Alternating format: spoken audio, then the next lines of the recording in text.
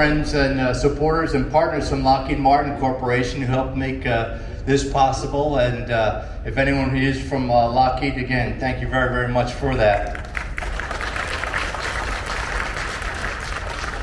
And finally, I wanted to give a shout out to the Astronaut Al Worden Endeavor Scholarship Foundation Award. We're on front row here from Bahrain and from the United Arab Emirates. Congratulations for your achievements, and we look forward to welcoming you in Huntsville, Alabama next summer at Space Camp. You didn't come here to listen to me, so I'm going to move along very rapidly. Before I do that, impromptu, the Dubai Air Show management over there, Doug, Lisa, Tim, if not for you, I wouldn't be sitting here. If I wasn't here, Charlie wouldn't be here, and all these people wouldn't be happy. So thank you very much, and God bless Tarsus and the Dubai Air Show. Thank you. So with no further ado, I will recognize from the class of 1957 U.S. Naval Academy, U.S. Air Force fighter pilot, test pilot, Apollo 16 lunar module pilot, the youngest man to ever walk on the surface of the moon, and most importantly, a darn nice guy, Charlie Duke. General.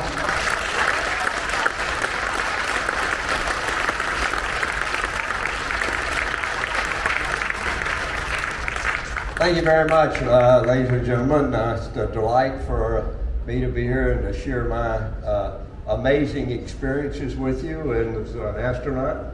I hope you enjoy this trip to the moon tonight, and that you can capture a feel of what it was like as a young man back in those days.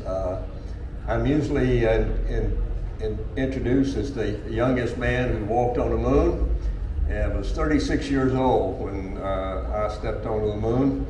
And I'm 86 years old now, and I'm still the youngest man who walked on the moon.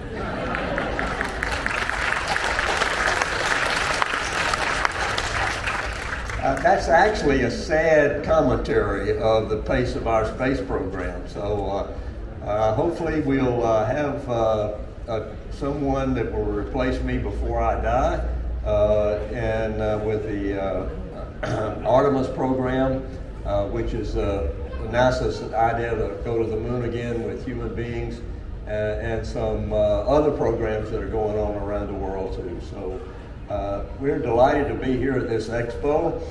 This is our third visit, and we had an opportunity to see a number of the pavilions, and everywhere we walked around and to visit, we saw the theme of this expo that was captured, which is Sheikh Mohammed had an idea of this expo to connect minds, which leads to opportunities, which leads to creating the future. And so that's certainly been true in my life. I grew up in a very small town in South Carolina, and not much opportunity, not many opportunities to move up and from that community. It was we had a big textile mill, and everybody went to work in the textile mill generally. But I was my parents and my relatives were very, very connected, and they pointed us in the right direction, if you will, and said, you've got a lot of opportunities, no matter where you start in life or what your status is. If you work hard and focus yourself and take care of yourself, you get a chance to, who knows what, maybe the sky's the limit. And so there wasn't even a space program when I was a kid. Nobody had heard of astronauts, and thinking about going to the moon when I was a kid was a Jules Verne dream, you know, and if you really thought you could do it, they'd put you in a psychiatric hospital. It was just unheard of. And so I can't say that my idea and my dream back then was for the future was to get to the moon. It wasn't. I grew up in the World War II. My father was a naval officer and served in in the Navy for 4 years. And so when he got back, and after the war was over, as my twin brother and I began to be friends in this little town of Lancaster, South Carolina, we began to connect. And my brother had a heart condition, so he wasn't physically able to do a lot of exercise, but he was really, really sharp mentally. And so he gravitated to being a doctor. He wanted to be a doctor to understand what his condition was.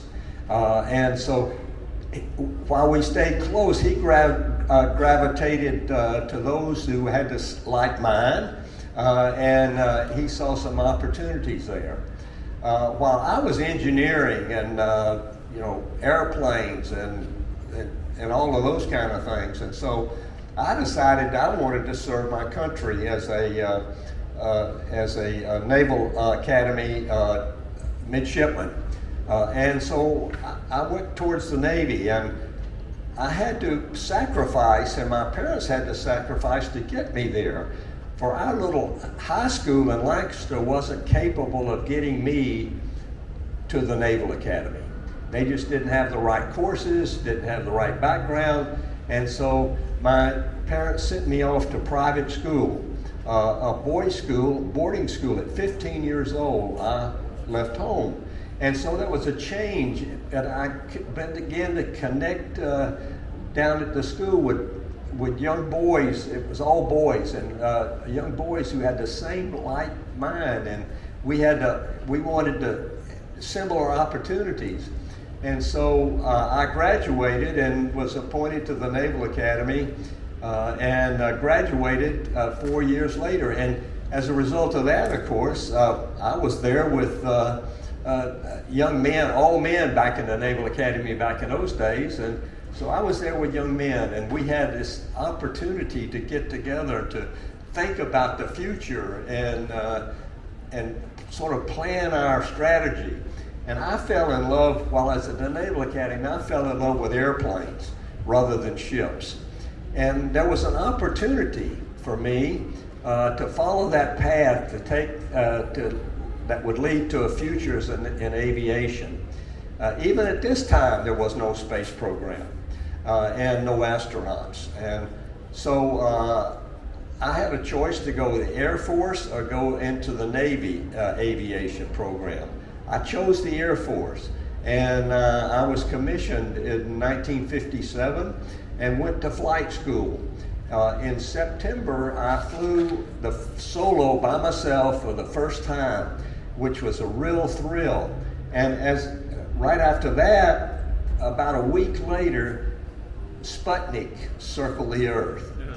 And so the Russian spacecraft, Sputnik, which created a big attention getter back in those days. I mean, nobody could believe what we were not seeing, but listening to as it orbited the Earth several hundred kilometers up, as I recall.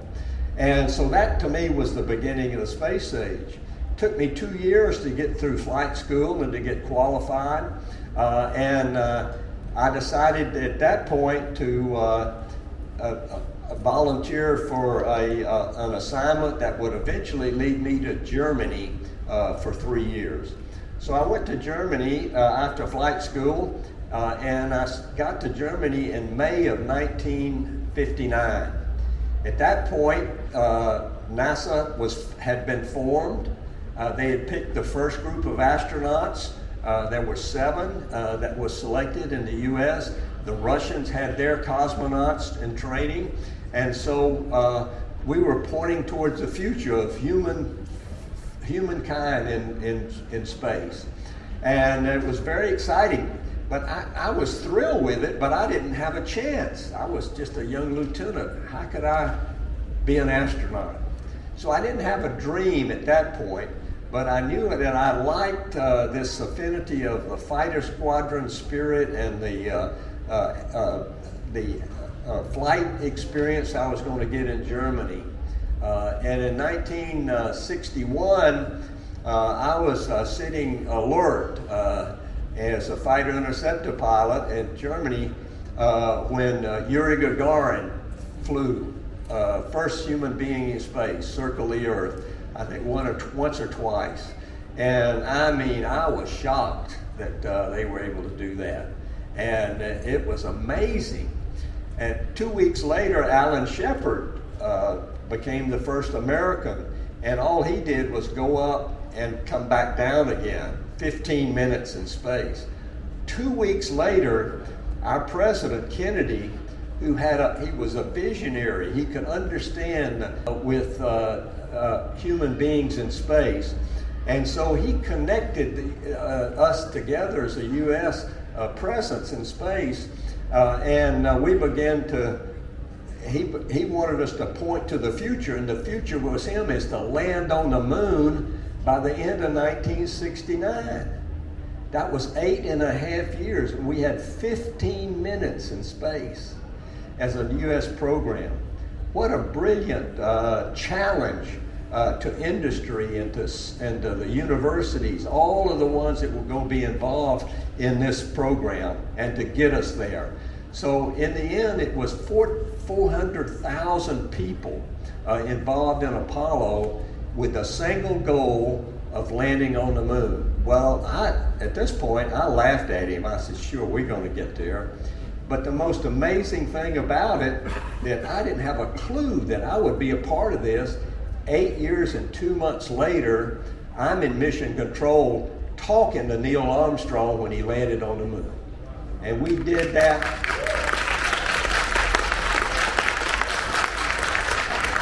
So we did that in 8 years and 2 months from nothing. So we had to plan the space. How are we going to do it? Do we rendezvous in Earth orbit? Do we build a big rocket? All of these challenges were coming up. And but I wasn't even involved in this. But the early days of Apollo was some major decisions that how we would get to the moon and what we would do when we got there. Well, in 1962, I was reassigned by NASA to, not NASA, but reassigned to the Air Force to get a master's degree at the Massachusetts Institute of Technology. So I went to Boston and was studying hard there in 1962 when I met my wife, Dorothy. She had come up looking for a job. She was from Atlanta, Georgia, and we're both Southerners, so we hit it off, and I fell in love instantly. In fact, I went home the next day, and after speaking for her about an hour, I said, Mom, I've met the woman I was going to marry. And sure enough, we did. It took me a couple of months to convince her that I was the one, but anyway, I did. We were married in June of 1963, so we've celebrated 58 years together, as you heard. And so it's been I can't say it was always roses of those 58 years, but we stuck it out. We've learned something that's very, very important in a relationship, especially a marriage relationship, and it's forgiveness. If you've made a mistake, admit it and ask for forgiveness. And that seems to heal this relationship again. And there's a verse in the Bible that says, do not let your anger, the sun go down on your anger. So don't go to bed when you're really angry. So we solve our problems and repent and ask for forgiveness. And so our marriage is stuck together. So I was at MIT, and MIT had the contract to build the Apollo guidance and navigation system. And one of my professors says, Charlie, we need a pilot to see if he can operate this system that we built. And you ought to be, you and a guy named Mike Jones would be the perfect two to write your thesis on the ability of a pilot to fly the Apollo guidance and navigation system. So we pitched in, and during the second year we were involved in this, and I met some astronauts, the second group, the third group of astronauts. And they came to MIT to see what was going on with this system. And so I got to meet him, and I'd never met anybody that was so excited about their job as these guys. And I said, well, how do I get that job? And they said, well, you got to get your degree, then go to test pilot school, and you might have a chance. So when I graduated in '64, we went to, I did get accepted to test pilot school,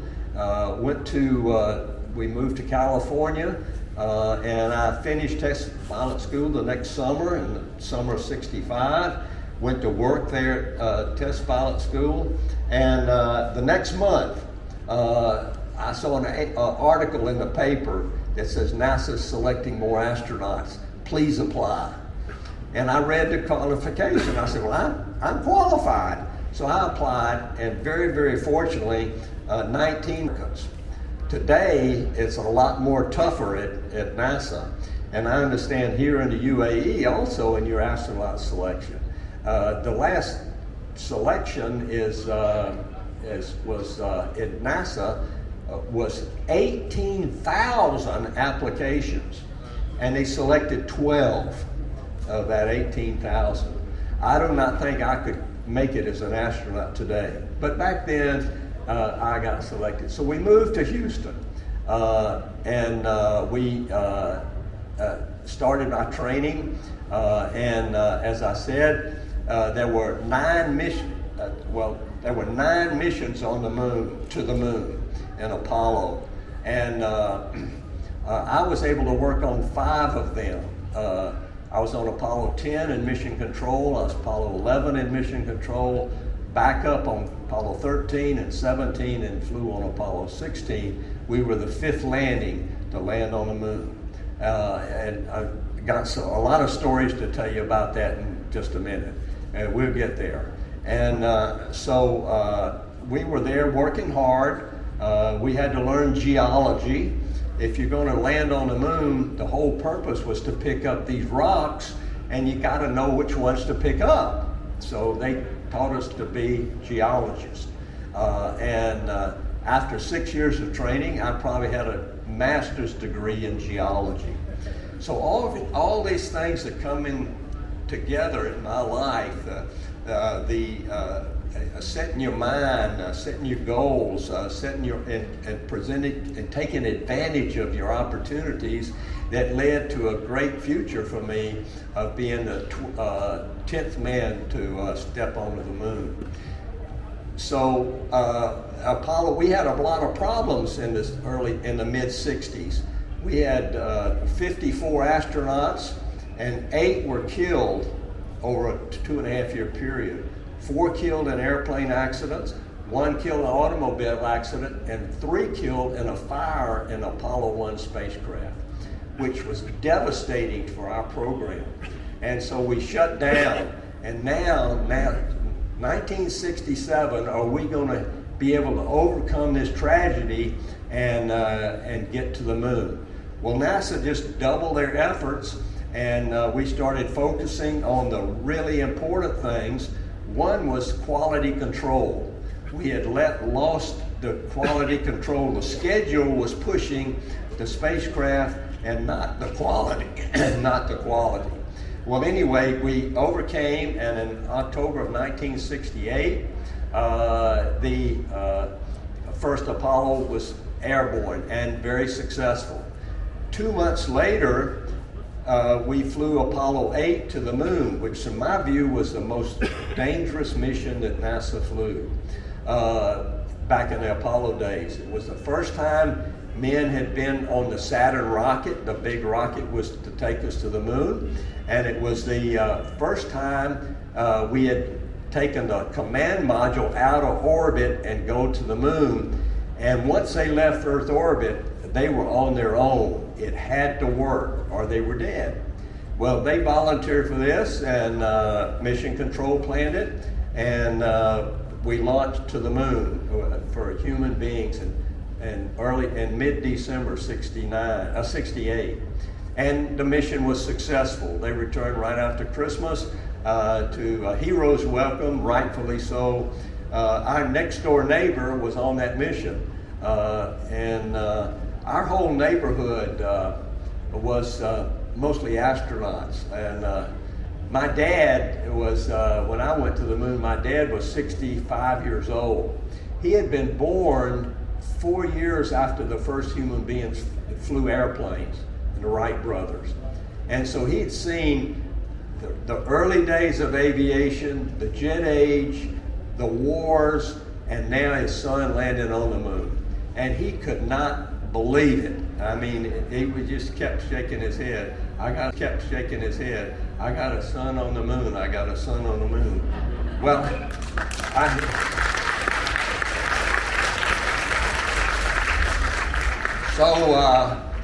I had a 5-year-old when I went to the moon, and he didn't think it was any big deal. The whole neighborhood's going to the moon, you know. Our neighbor, Bill Anders, Neil Armstrong lived a block behind us. Frank Borman was going to the moon.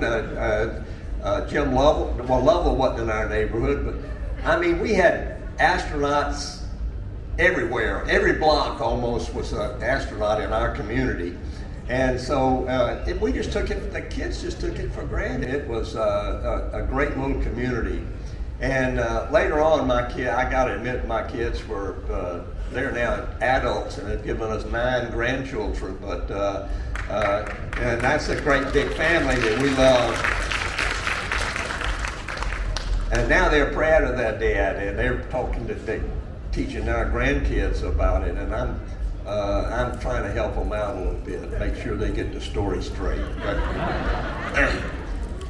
Well, we love family, and that has a lot to do with, I think, the success of your career is family support and balancing your career with family, which was hard to do in the space program. But anyway, as Apollo began to recover, Apollo 8 was successful. Now we've got 1 year to go to land Neil Armstrong.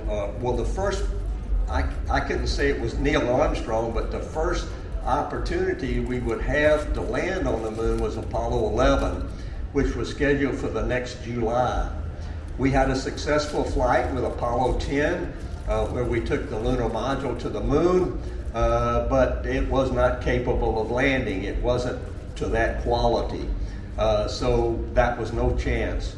So then I was in mission control, and Neil Armstrong asked me to be in mission control to talk to them as what was called CAPCOM, which was Capsule Communicator. It's the only person in mission control that can actually talk to the crew. And it's always an astronaut, at least back in those days it was.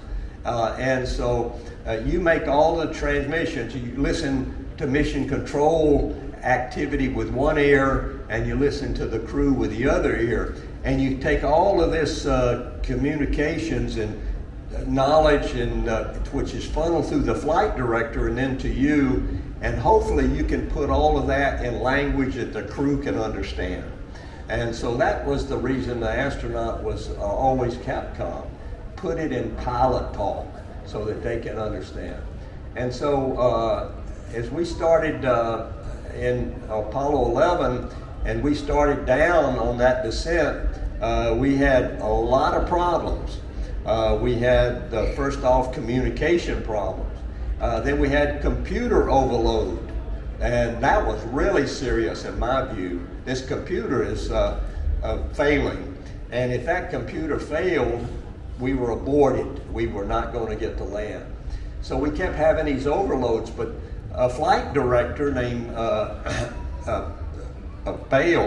Steve Bales, knew what was wrong. He said, "Flight, we're go" on that alarm, those alarms. And so I shouted up to the crew, "We're go" on those alarms, and they continued their descent. Let me just put this into perspective. I see a lot of cell phones around here, and just about everybody's got one. Well, we had one computer in Apollo and no cell phones. And the computer in Apollo had 80K memory. My cell phone has 800,000 times the memory of my Apollo computer. Amazing. Yeah, that's what we were saying. And but it worked. the software engineers were mission control, and they got it all the software, I should say, they wrote. So anyway, we landed and it was successful. And then I could go on and on about Apollo 13. That was a really serious problem. And when their oxygen tanks blew up, we went into mission control as backup, and I was in mission control working 35 hours to get them back home safely. One of the many men and women in mission control doing that. Well, 2 years later, I was ready to go, and we launched in April 1972. To give you a sense of what we launched in was the Saturn rocket. It was 110 meters tall. It was 10 meters in diameter and weighed 3 million kilos as it sat on the launch pad. We were up in the top, and the three of us in the command module, strapped in tightly, with the seats tilted back, so we were looking up towards the top of the rocket. The windows were covered over, so you couldn't see outside at this point. The attitude of the crew was keep counting, keep counting. I've trained 2 years for this, and I'm ready to go. Don't abort, keep counting. And fortunately for us, right on ignition, and the engines ignited, and we began to move.